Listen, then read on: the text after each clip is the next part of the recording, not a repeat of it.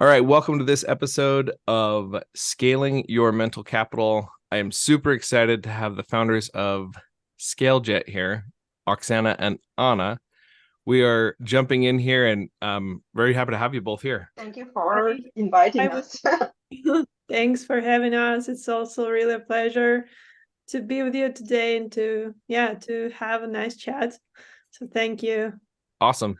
Well, as we jump in here, for those of you who haven't maybe been following all of these episodes on the regular, we're going to dive in here into the intricacies of identifying intangible products, meaning knowledge. And Oksana and Anna have gone in and they have created a product out of knowledge. And we're going to go into some of that. So first off, can you give us the me in 30 seconds, meaning who are you? What are you currently doing? And then we're going to dive into, where did you come from in terms of your entrepreneurial journey that's led you here? So, Oksana, we'll start with you. Who are you and what are you doing now? Sure. We are the agency that helps e-commerce businesses, Amazon sellers, whatever your business is about in the e-com area, to find your A players, to help you scale your business and get to the next level. So we are providing end-to-end recruitment, but our real expertise is in us being regionally from the Amazon business and making sure that you find the game changer for your business. Exactly. So just like in other words, what we do is we help e-commerce companies hire people all over the world, pretty much anywhere, depending on their needs, on their setup, whatever their requirements or their current situation is. We do help with that all. We've been doing this for more than 4 years already, like really nailing this, sharing our unique expertise that we've had in e-commerce before. So yeah, that's about us. Beautiful. Okay, so tell me a little bit more about who you are as an entrepreneur. What brought you so obviously you mentioned a little bit of your past history. Let's start with how did the two of you meet? We actually were working together for a huge Amazon brand, meaning brand sound on Amazon. And this is how we met. So yeah, we were working together, we were colleagues, and yeah, we were working together, really, just doing some amazing stuff, like literally putting the brand to the very next level by level, I would even say. And yeah, we really felt that we had the same vision and understanding of how the businesses in e-commerce are operating, what their real struggles and needs are, and we literally were doing solving this for that particular brand at the moment, and that issue was people issue. So really, literally having the right people on board was the biggest issue at that point, because the business was already really big, but there was no consistency or operations in place. So yeah, the people question was really a game changer at that point. Gotcha.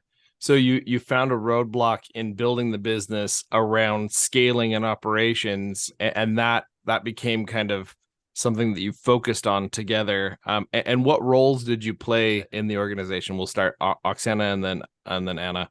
Oksana, what was the role that you were playing at the time there? At the time, I was the chief operating officer in the Amazon company, and I was with this company for a couple of years, being able to scale it from maybe 5 people to 40 people on board, and expanding with sales and operations, processes, and so on. And Anna was a business development manager at that time. And then we kind of part ways with that organization, moved to others. And we were managing operations in different companies, not working together anymore. But once upon a time, we met and said, hey, what's your biggest issue right now?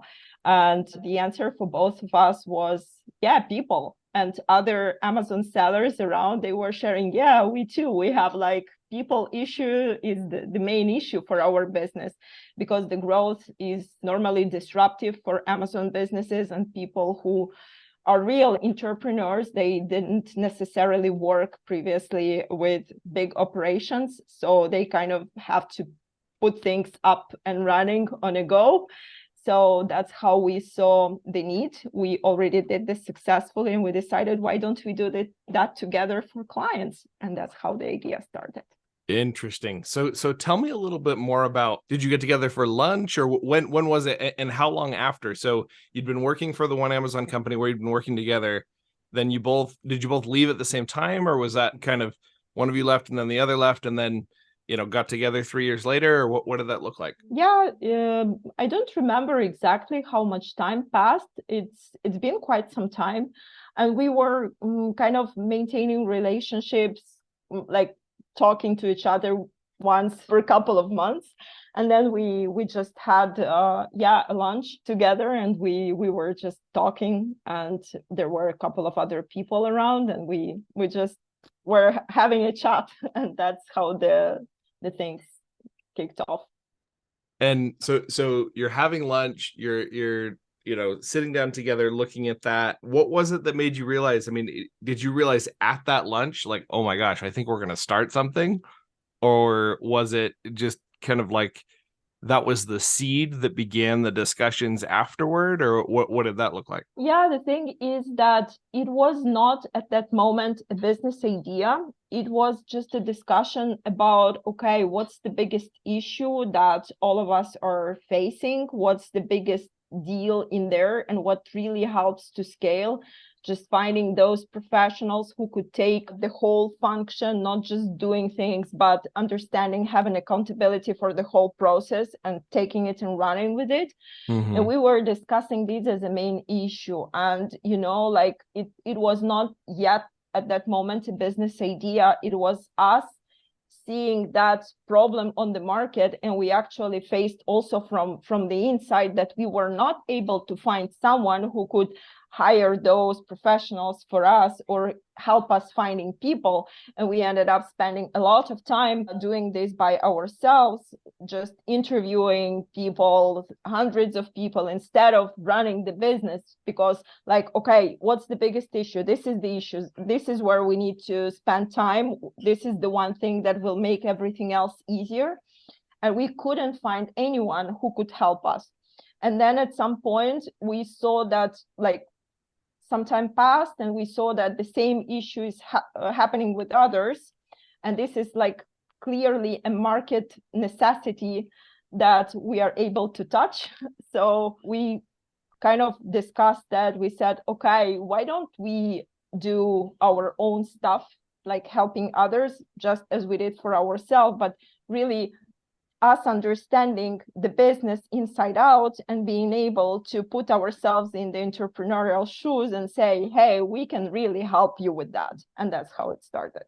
So when did you decide, and we'll throw this one to Anna. Anna, when did you decide that this was something that you felt like you could monetize? It was like, wow, wait, I have some knowledge here. We've looked at this idea of, the challenge that people are facing as they try to scale their Amazon businesses and get into this. Obviously, this is knowledge. When did you decide, wow, okay, you know what? This actually, this knowledge could be monetized? I would say that it was like pretty much happening all at the same time. So, like really seeing this need. What does the word like need mean, right? It means that it's a demand from some specific audience, right?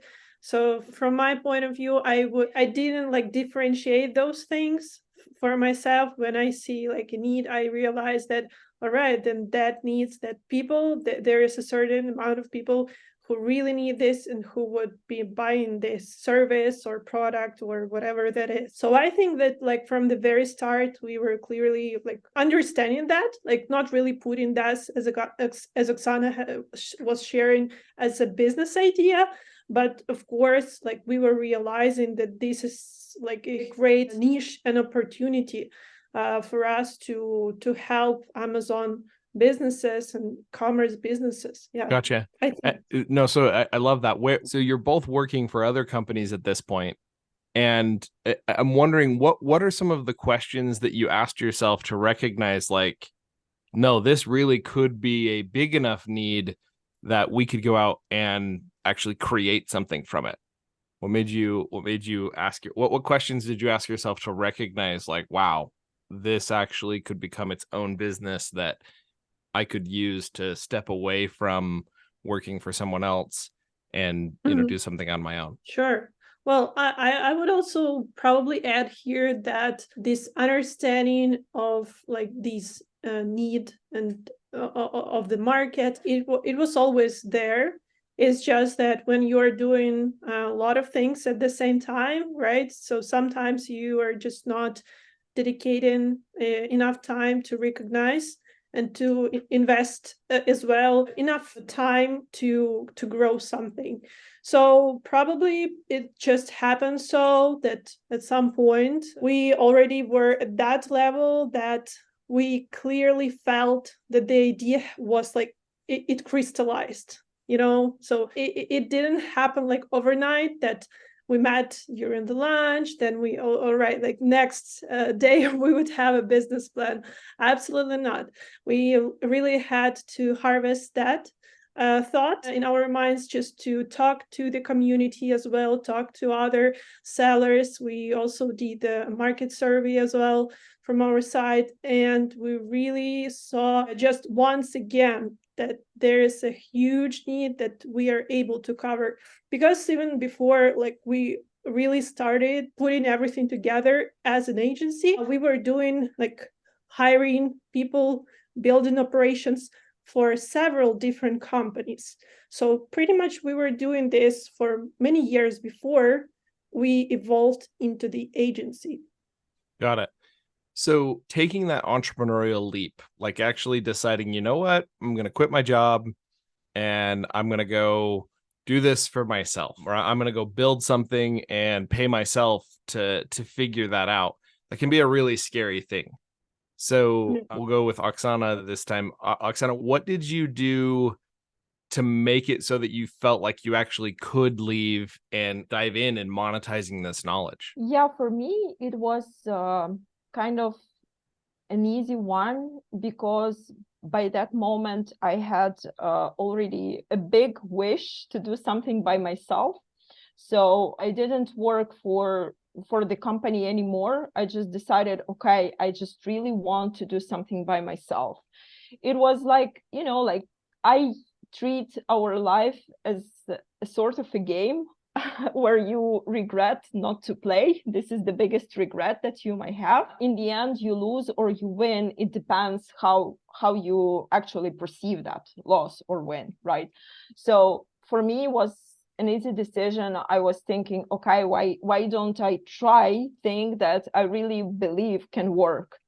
And there was a big belief in that, because as we mentioned, we already started asking around. It was very simple, like going to the community. Hey, what do you think about this service? Oh, that would be such a great thing for us. And we had this feedback already, so it was easy kind of to have that decision. And we started, of course, it didn't develop in one day. We started putting things together.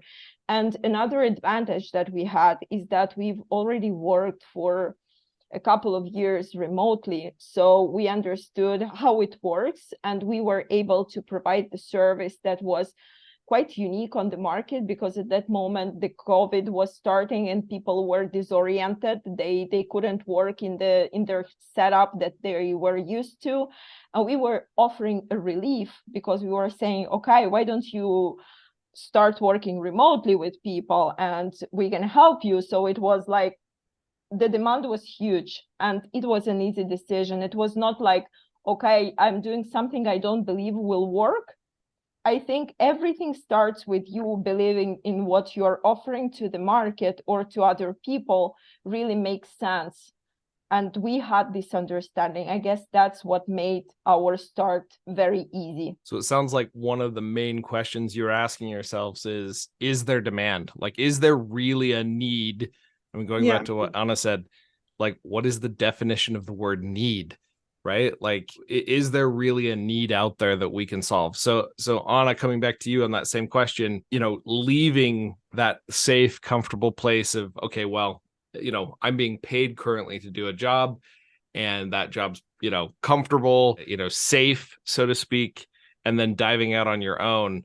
Did Oxana reach out to you and say like, hey, let's do this together? Why don't you leave that job? Or like, what was it that made you be like, you know what, I'm doing this? You know, for probably I'll start here, like sharing a bit about like myself, like about who I am as a person.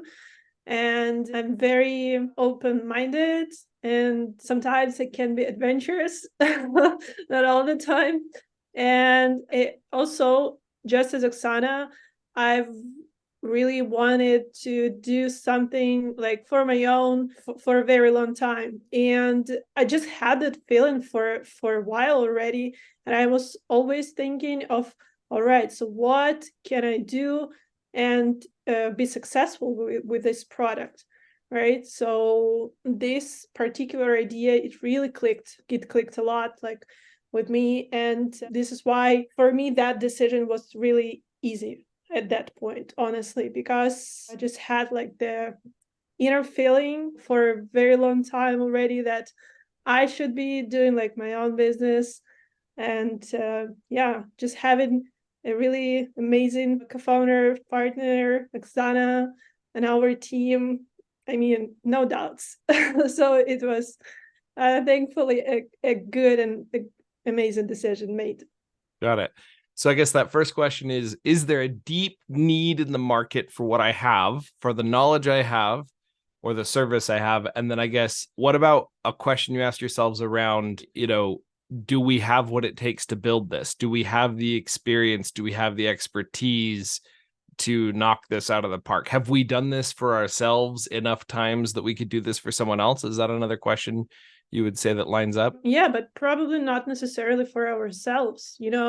I would just like literally say, do we have successful validation of this already? Not necessarily for ourselves, but also for other businesses is really important, because it's one thing that like when you do something for yourself, and it's absolutely another when you're working with other people, with other teams, with clients. So yeah, I think that this is so important thing to realize. You are willing and capable or service provider business. Okay, perfect. So the internet cut out there for just a second. So I'm going to ask that one more time. No, you're good. So what did it look like as you kind of identified, you mentioned, validating this, when you validated that you could do it for someone else, what did that look like? What did the validation process look like for being able to do this for someone else, not just for yourselves? I mean, previously successfully hired people, like a lot of people for other businesses. So we already have been doing this for several years, and there was like no reasons or doubts for us to not be able to do that for much more businesses. So look, here's the thing. We have been doing this already, but like just on a much smaller scale, let's put it that way. And what changed is that we literally scaled our services, and we are able now to provide them for a lot of businesses. So okay, this is the only thing that changed, literally. So you're mentioning that you shifted and you went to a place of identifying an opportunity that was bigger there in doing it for smaller businesses. So while you were working with some of these other companies, did you have people asking like, hey, can you help me find so and so? And so while you were working for the other company, you were helping them source as well, like in the background? Was it kind of like a part-time thing to begin with, and then it became a full-time thing? Well, it's for the way that it worked with us is like we started with managing operations, and as we mentioned before, the biggest issue was finding people who could take, first of all, understanding the structure of the business, which is absolutely different from the classical, let's say, old school business. The setup is different, the structure is different, the functions are different. So for us, being able to understand those functions and finding people who fit the need on the market that was completely empty, like there were no specialists for Amazon at that point, right? So we were able to find those people, train those people, and then scale. And then with the time passing by, there were more and more specialists on the market as well. So we kept hiring for the businesses we were working with, like overseeing the process, building the processes of hiring and making sure that we can shortlist the successful candidates for all kind of positions in e-com. That's what Anna means by validations. We were able to do it for big e-com brands, and then we were able to start this for clients, like same clients entering and saying, hey, I don't know what to do, I need people, and so on and so forth. So we were able to monetize that expertise.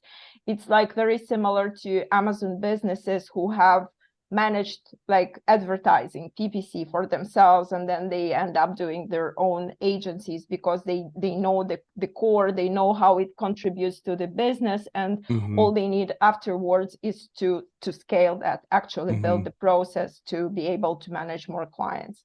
Got it. This is the thing. So I love that. As you look back on your journey of monetizing this expertise that you've identified, created, validated, what were some of the biggest roadblocks or challenges that came with monetizing that knowledge? Like as you began that journey, what were some of the hardest things that you faced in trying to monetize that knowledge? Well, scale in itself, it's probably always the biggest challenge, but really, really rewarding one, and the nice one if you're ready for that. So yeah, scaling our business.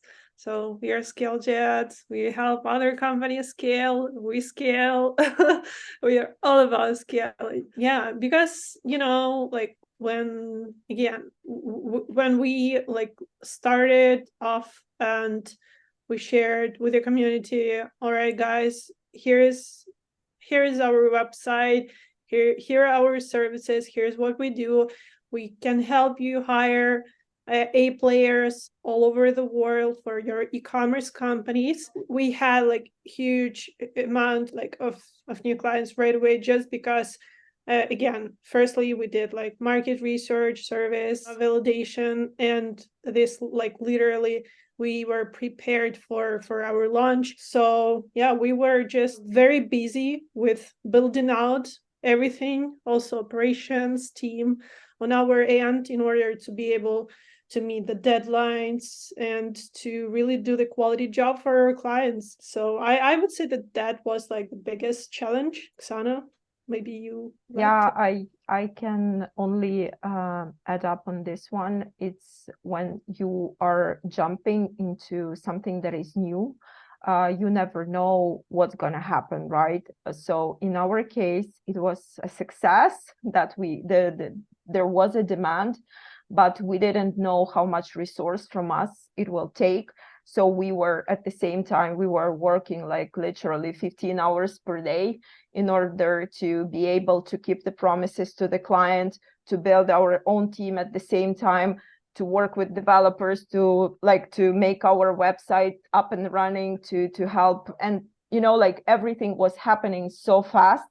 And at the same time, building processes for ourselves, training new people that were like hired by us for our business. And this was the biggest roadblock, not the roadblock, it was like the process that took a lot of energy and a lot of dedication that we were probably not ready for, because we were thinking, okay, it will take time, it will take from us, we will see. And then all of a sudden we had to tackle all that really fast. So that was the biggest challenge that we were facing in the beginning. So it sounds like the biggest challenge was the explosion of demand, like so many people who needed your help so quickly. Exactly. Yeah. And we were not ready with the backup office and with operations. Well, luckily that was a skill you had, because that was the skill you were monetizing, right?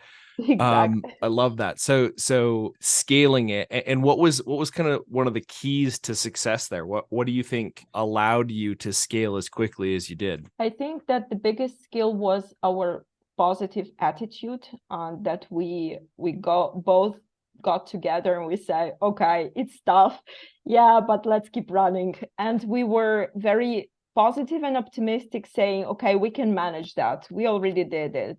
It just takes some time. So the only problem that we have is time. Okay, we will sleep later.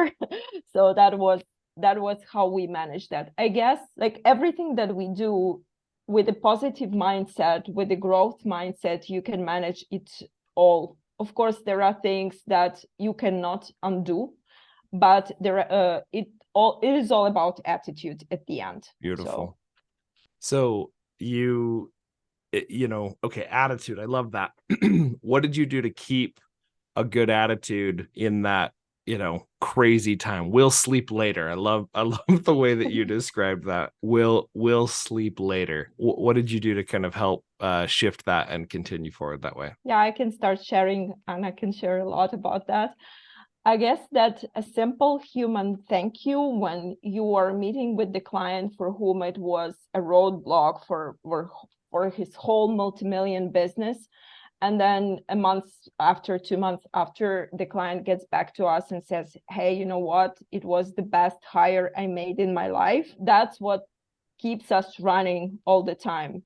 It's like really, you know what? I know we are talking about monetizing here, but money is just a reflection of something bigger that you're doing. And this is what keeps us really up with our service, is that we are helping other people.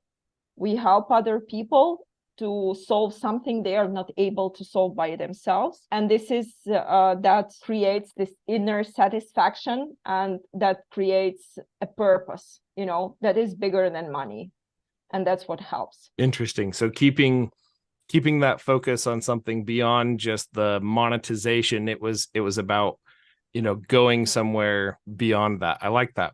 What do you think? What do you think, Anna? Yeah, I would just add here that probably, I mean, not probably, I just know that Oxana will agree completely, is that still like monetization was like never our goal number one.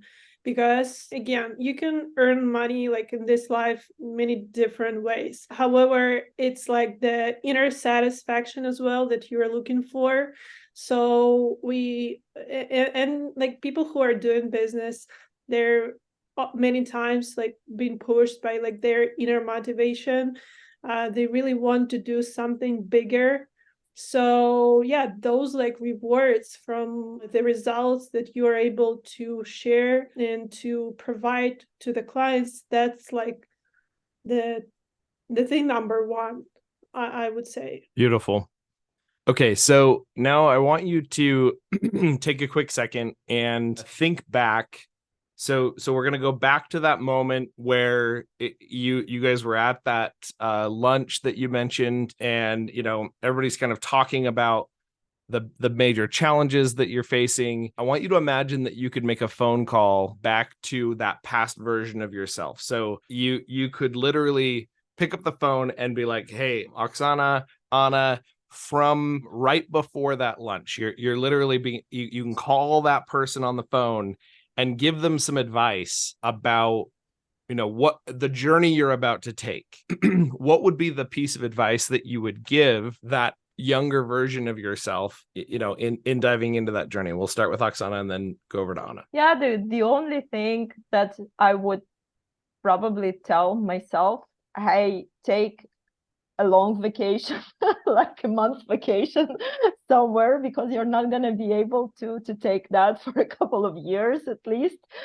So even though, you know, like thinking about working remotely, most of the things that pops up in the internet, hey, you can work from whatever place and so on and so forth.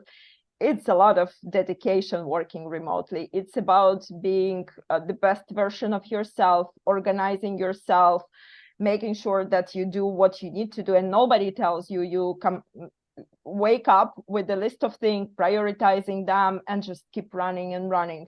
So probably only that. But overall, I think keeping the positive attitude, keeping, you know, sometimes there are things that seem the end of the world.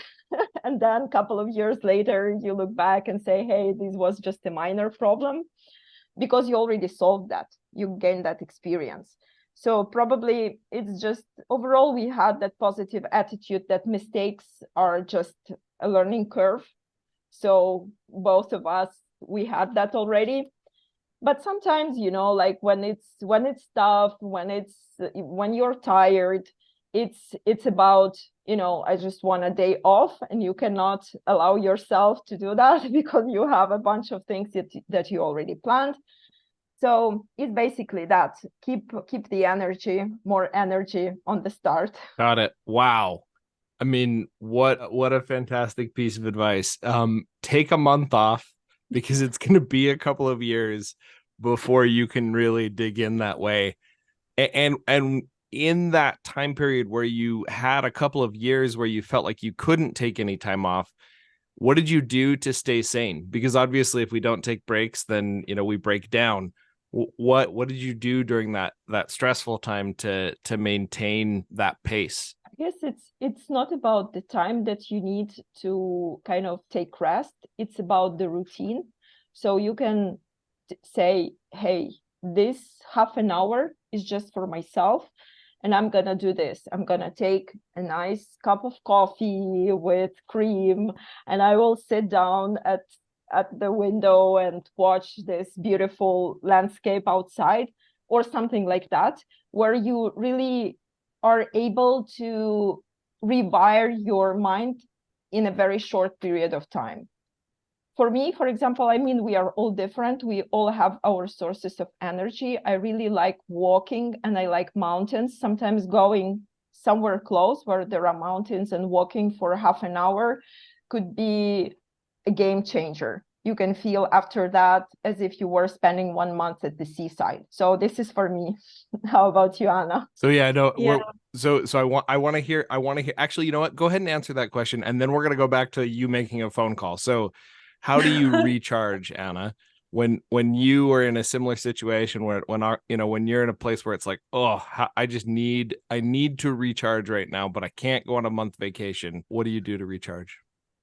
I mean, I would say, like, you know, it's really about those very basic needs as well. It's just to have really also time to yourself. So for Oxana, that's walking, like also preferably close to the mountains. For myself, that could be yoga, or also walking sometimes, or having like a very nice massage. So that's, you know, just very, very personal things, but they really do the magic. They really help you, like, fully, whatever makes you happy, right? And if that's also a healthy thing, that's the best. Of course, we would only recommend those things, like nice, delicious food. I think food is such a huge part of our lives, and we should never neglect it. So really, you should also never like underestimate the power, like, of food and how it influences like your mind and body.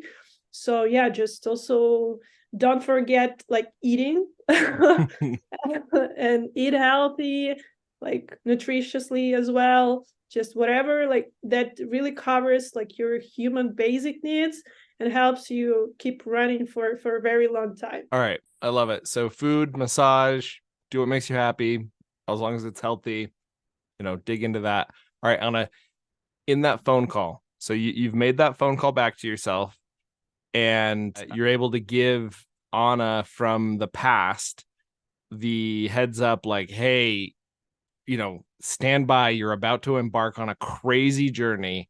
What would be the piece of advice you would give her? Make sure you find a very good person who knows how to do a nice massage. So make sure to have the the salon ready and found up front, that you can just like literally go in anytime you need. I mean, yeah, I don't even know like what to say here. So I love it. maybe So have someone on speed dial that you can call for a massage. Anything else? So as you think about, you know, what it took to build this, any other things that you would say, oh, you probably should avoid this part of the journey, or wow, this part was hard, and if you just known this piece a little better, it would have been so much easier. Anything else that's coming to mind? And it's totally okay if you're like, well, I have no idea, but I'm curious if anything's coming up for you there. honestly, I think that, yeah, I like Anna just eat well, don't miss any like meals, and remember like that remember like what's the ultimate goal for ScaleJet is. Just keep that in mind, and this will really pay off, and you will be happy and have much more time sometime soon. So yeah, probably that's something that I would share. Okay, I so I feel love like that. curious to hear what Oksana also would say to herself. Well, so Oksana said, take a month vacation. Yeah, yeah, Go she now and already took take a the month phone call. vacation. Yeah, yeah, I love that. I love that. And so I Yeah. love yours was good. Like what you said was awesome. Don't forget why you're doing this and what our end goal is. Like stay focused on where you're headed, because that's what's going to make it so that you can get through this. That's kind of where this goes. Okay, beautiful. Okay, so now what I'm going to do, and I'm going to let one of the two of you guys can decide who, you're going to jump in and you're going to give us a 60-second elevator pitch. So basically, imagine that you've stepped into an elevator. The elevator is going up into it's going up. And the guy next to you, like, yeah, I'm an Amazon seller. And it is just so crazy. So they've said that you're like, uh-oh, I know where this guy's at. I've been there, right? So you now have 60 seconds as the elevator is going up. You have no idea which floor this guy's going to get off at. So I'm going to give you 60 seconds to just describe who you are. Then right after that, I would like you to share tips, tricks, and hacks for a book or new tools that you've used recently, new AI you've discovered, anything like that you'd like to share. But one of the two of you, if you can share the 60 seconds of what you would say to that Amazon seller, and then right afterwards we're going to do those tips, tricks, or hacks. So who would like to do the in the elevator? All right, let's do that. So yeah, hi there. Let me introduce myself. My name is Sana. I'm co-founder of ScaleJet. We are an e-commerce HR agency, and we are happy to help e-commerce companies all over the world hire people all over the world. So if you have ever had that situation that you have all those fires all over the world, all over the place, this is exactly what we can help you with. So we can help you find the right people so that you have them in the right places, and this is how we will make your life easier and help your business scale. So that's I don't Beautiful. know, I think that's much shorter than 60 seconds. Hey, I think you did that less.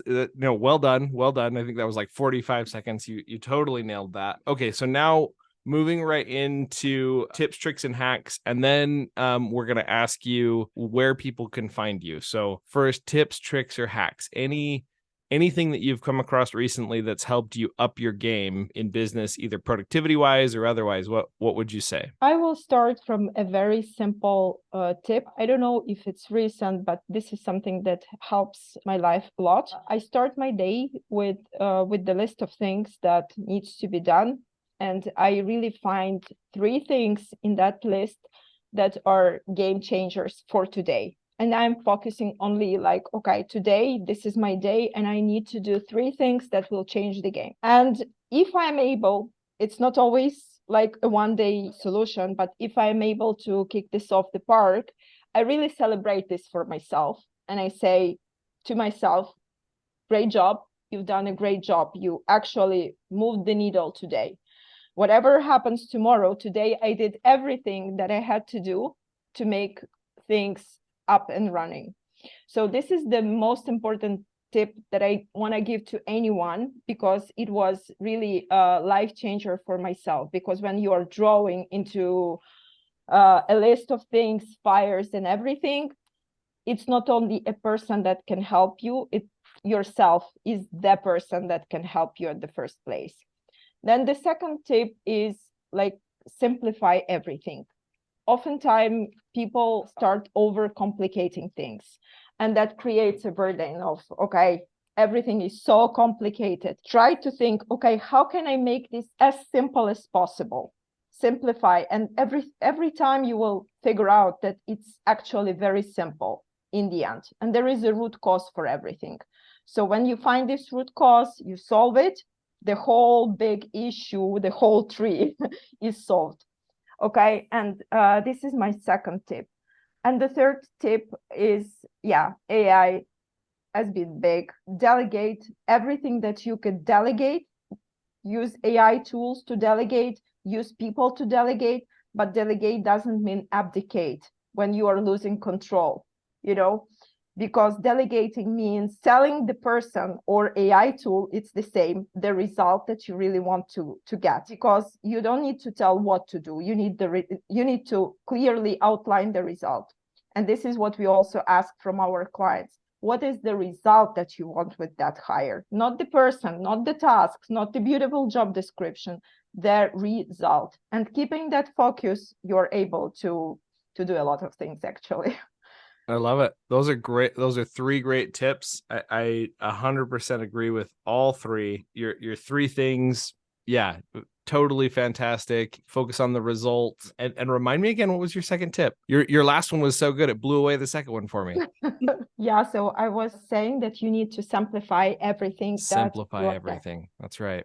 Simplify everything. I love it. So three things. So focus on those three things each day, not the whole to-do list, just those three things. Simplify everything, and then, drive down and focus on that end result. Focus on what does success look like, and let the rest kind of tailor in. Anna, what tips, tricks, or hacks do you have for our listeners? I think that we're really, very on the same page with Oxana with those tips, because these are like literally also the tips that helped us to get through everything we've had so far. So yeah, I would probably just like covering the next part of the question, like in regards to the books. I wouldn't want like to advise like lots of them and everything. I think that it's literally enough if you haven't like read yet Good to Great by Jim Collins. It's like a must read, absolutely. So this is the book to read, because again, entrepreneurs like don't really have a lot of extra time and you don't need like 100 books to read. You just want that book that will help you to have the right attitude, and also how to build the business like in the right way. And also, I don't know, like if you would like definitely start with Good to Great. Also, if you really like that one, and I think that you will, you can also read the Built to Last, but the latest edition, which was published 3 years ago, like in 2020. So yeah, that's like the tip. I would just say that the book really focuses on the key areas for the entrepreneur to focus on when building the business, without any extra information, without like super obvious things that people could hear like from Instagram gurus or whatever that is. Mm-hmm. I don't want to offend here anyone, because of course people are all different, and there are also like good people out there sharing their knowledge. However, yeah, that would probably be it. Love it. Well, appreciate you both. I think that wraps it up for our episode of Monetizing Your Mental Capital. Thank you, Oxana and Anna. Before we dive off here, how can people get in connect? How can they connect with you? What's the best way to get in touch? So firstly, we have a website, scale-jet.com. And also, of course, we are happy to connect on LinkedIn. I don't know if we will include like the links. Yeah, so website, LinkedIn are the best.